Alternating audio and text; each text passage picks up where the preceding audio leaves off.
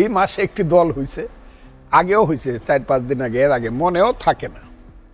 এই যে আম জনতার পার্টি যেটি করলো গণ অধিকার পরিষদ, আমি দেখলাম ডেস্টিনির চেয়ারম্যান সাহেব রফিকুল ইসলাম, হ্যাঁ রফিকুল আমিন উনি আম জনতার পার্টি, ওইটা আমি দেখছি। এটা ওদের সবগুলা দল যারা নতুন ভাবে করছে, 26টি দল হয়েছে, আমি তাদেরকে সবাইকে অভিনন্দন জানাই।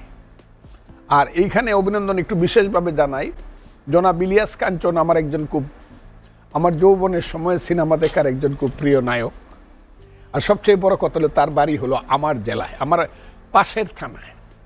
ছোটবেলায় সে ওখানেই জন্মগ্রহণ করেছিল। অত্যন্ত সাধারণ পরিবারের ছেলে, সে ভালো মানুষ, এই ব্যাপারে কোনো সন্দেহ নাই। সাধারণ পরিবার থেকে এসেছে, করিমগঞ্জে ওনার বাড়ি, কিশোরগঞ্জের করিমগঞ্জে। কাজী ইলিয়াস কাঞ্চন সাহেব একটা দল করেছে, উনি সাকসেসফুল হোক, সফল হোক, এটা আমি চাই। আর এই যে শওকত মাহমুদ সাহেব যিনি মহাসচিব, বিএনপি করাকালীন সময়ে আমরা পরস্পরের সাথে কাছাকাছি ছিলাম, কাজে আমি অভিনন্দন জানিয়ে রাখলাম। রাজনৈতিক তো দল হলো 26টি, পুরনো রাজনৈতিক দল আছে, রাজনীতির মাঠ কেমন আছে?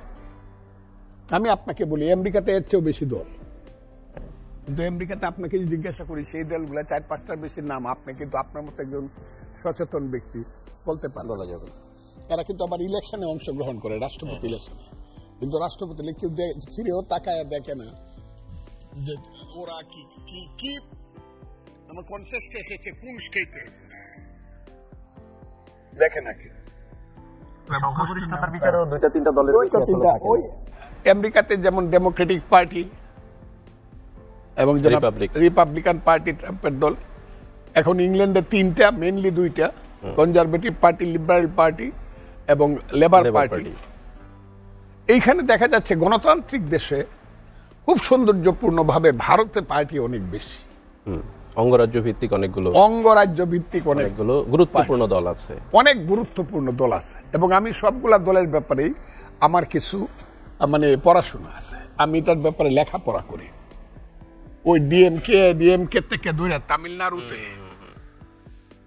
আর আসাম লিবারেশন ফ্রন্ট থেকে ধরে পশ্চিম বাংলার থেকে ধরে মমতা ব্যানার্জির এটা কি কয় তৃণমূল কংগ্রেস থেকে ধরে যা আছে, লালু প্রসাদ যাদবের দল, আমি সব দেখি, অখিলেশ যাদবের দল উত্তরপ্রদেশে, আমার কোনোটাই দেখার বাকি নেই। ওটা আমার কাছে খুব সৌন্দর্যপূর্ণ মনে হয়। থাকুক না দল, শত ফুল ফুটতে দাও, শত ফুল ফুটলেই একটা বাগান হবে।